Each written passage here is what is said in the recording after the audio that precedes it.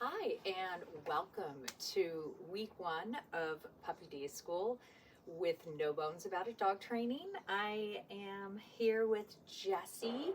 She's only obviously had 2 days with me, so I'm first going to start off before I run through some of the skills that I've been introducing to her and just talk about some general concepts. Everything we do in the beginning is food driven. We are using either, she doesn't seem to be super motivated by her kibble. I've been using the teeniest, tiniest bit. I mean, you can't even see this. It's like maybe 1.5 inches of a string cheese, and I tear apart little pieces that are barely edible. They're so tiny.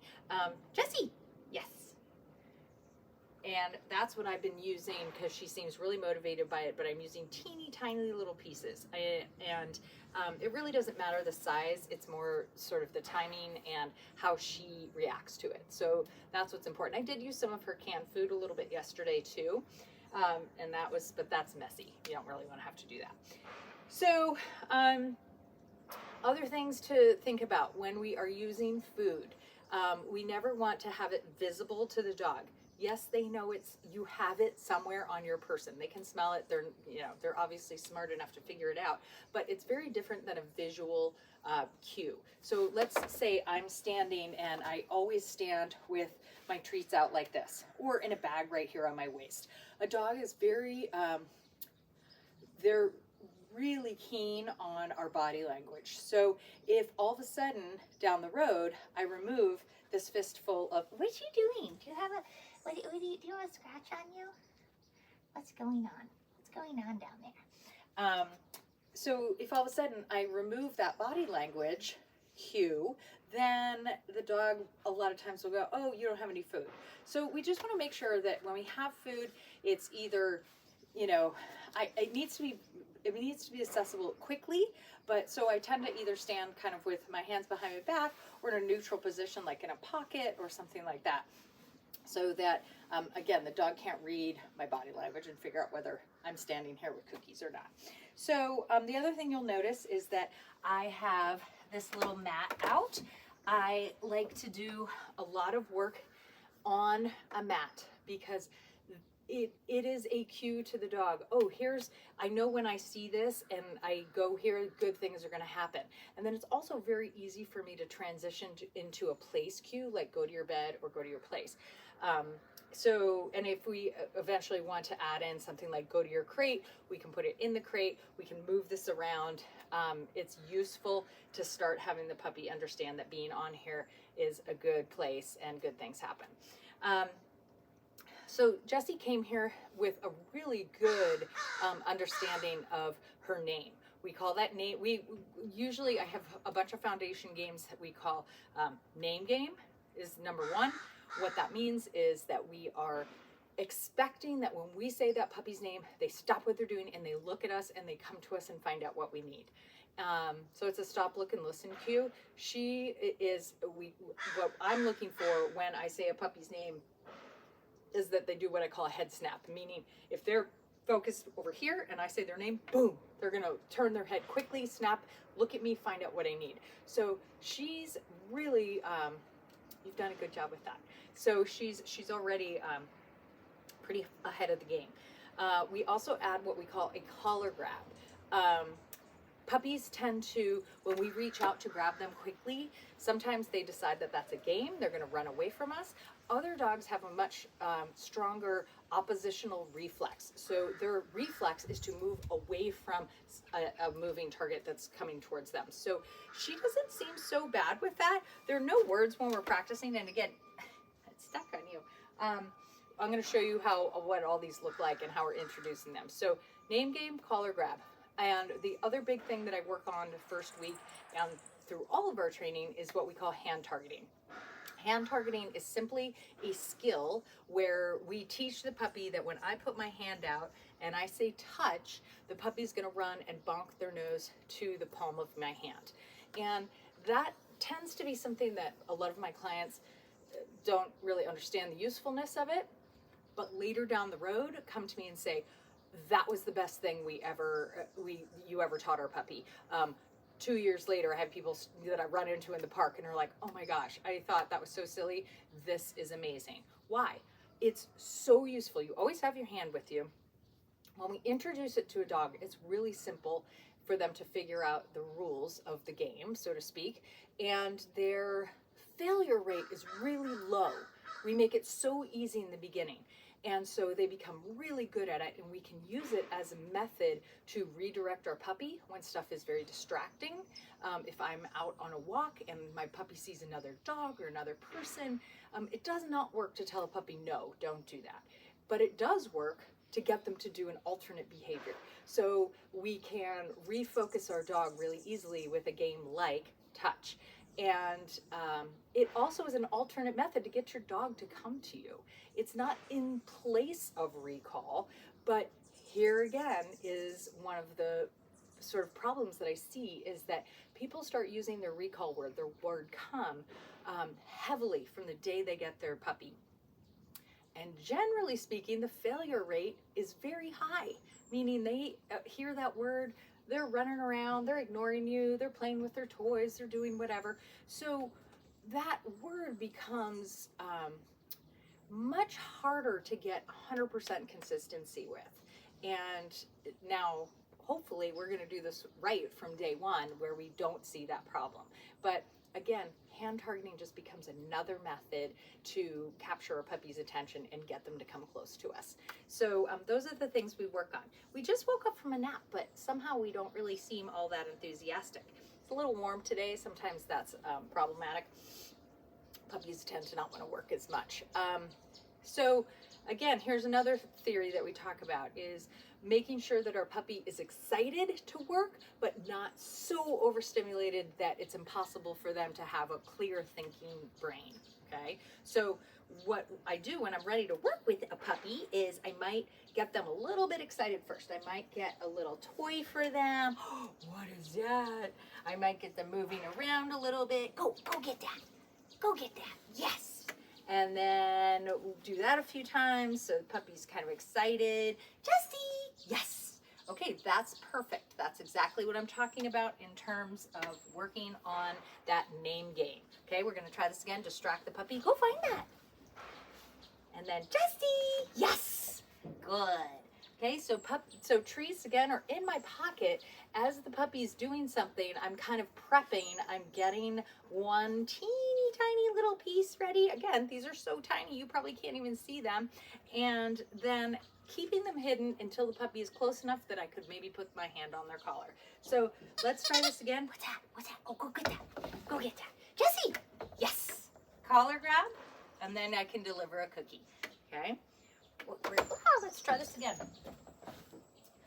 All right, from a standing position, again, I have this tiny, I'm going to see if I can show you this, teeny tiny little piece of treat cheese, and I'm going to, hi, go get that, go get that. And then, Jessie, yes! Reach down, grab the collar, and then deliver the cookie, and then let go. If I were not doing my collar grab and I were just doing my name game, that's fine too. Ready? Jessie! Yes! Okay, so, whoa, coming in hot. So the other thing that you've probably noticed that I do is I add what I call a marker word. My marker word is the word yes. Think of the word yes, and oh my gosh, how beautiful. Okay, when I get a puppy that's sitting looking at me, not jumping, being very patient, I'm going to make sure I reward for that. Even though I didn't ask for it, it's a really nice behavior that I want to make sure I reinforce as often as I can. Yes, good job. So again, yes is separate from praise, it's separate from our cue. It lets the dog lets them know the exact moment they do the right thing. All right, so we've talked about our name game, our marker word. So for for name game, for instance, the marker word yes would happen the minute the dog heard its name and turned its head towards me. Sit is something that's easier to observe because it would be the minute the puppy's butt hit the ground. So Jessie, sit, yes. And then at that point, your treats can come at a more leisurely pace. So the progression should be dog's name, I get eye contact. You could treat for that in the beginning just in of itself. That's what our name game is. Ask for whatever it is you're looking for. Sit down, come.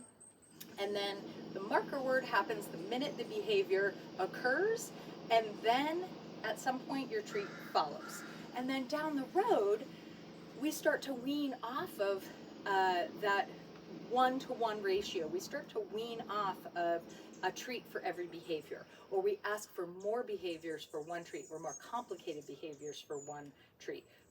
Yeah, we don't want to get too far ahead of ourselves. So, so let me show you what the hand target looks like.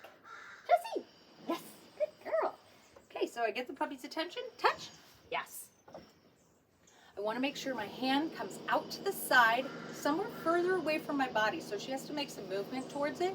And then I want it to be at her nose level. I do not want to have her jump, and I also want to make sure that when I deliver the treat, it's right near my target hand. So here, think about it like this: target hand, treat in your opposite hand.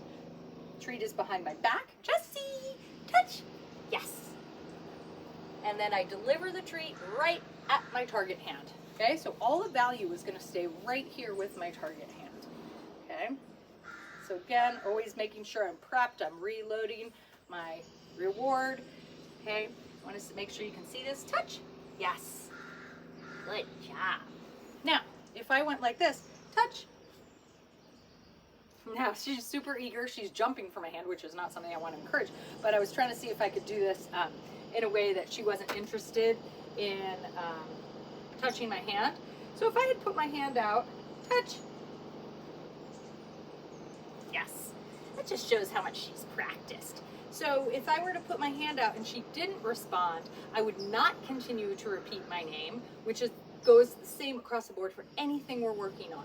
If I say her name for name game, and let's try this. There's a kitty right here that just walked out. Jessie!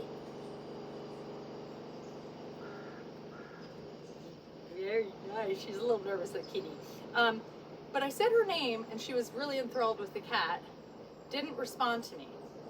So instead of repeating her name, I'm going to stop, and I'm going to figure out how can I make this easier for her to be successful. I never want to get in the position where the dog is making wrong decisions. So I have options usually of making something easier by shortening distance between myself and the dog, or normally it's a distraction factor. Or maybe I've just made something too difficult. The dog is just not ready for that level of what I've asked for yet. So key to this is when I ask for something, if I don't get what I want, stop, make some kind of adjustment, and then try again. Jessie, touch. Yes, very good. Very nice. Man, I tried to get this video in before they started the jackhammering, which has been going on for 2 days straight. Didn't help. Didn't do it. Hi, hi. I always want to make sure that I'm interrupting, or interrupting isn't really the right word. Intertwining lots of play. Is that too scary? What was that? Was that too scary? You're not into that one. Let's go find our flamingo. Where's our flamingo? Where's our flamingo? So I'm going to do practice, practice, practice, maybe 5-10 repetitions of something. Then I'm going to stop and I'm going to roll a ball. I'm going to get, oh, yes. Yes. So why did I say yes right there? I said yes because I wanted her to offer me a nice, calm behavior before I threw the ball. So I don't always want to have to ask for things. I want my dog to figure out, in order to get something, I have to say please. How do I say please? Yes, I can sit. That's a puppy's way of saying please. Go get that ball. Very nice. Oh my goodness. Okay, now here's the other thing, the jumping. I'm really trying to discourage that. So especially when I'm working on exercises that are super exciting for the dog, go get dad. She's like, nope. I call her over, Jessie! And then I'm gonna put treats down on the ground or at her paw level so that she is not jumping up as she approaches me. I'm gonna be proactive and make sure I keep all those treats low to the ground. Go get that. Go get your squeaky ball. Oh, no. Looks like it rolled off the deck. All right, so those are the most important things that you can focus on. More conceptual stuff this week. And then next week we're going to get into some more meat and potatoes type of stuff. But she did great. She got super confident with the dog and the kitties after the first day. And I'm really proud of her. And she took a nice long nap again in her crate today. I had to let her cry it out for a little bit when I disappeared and she got mad. But then she settled back down and slept for another hour. So that was great. So have a fantastic weekend and we will see you guys next week. Bye.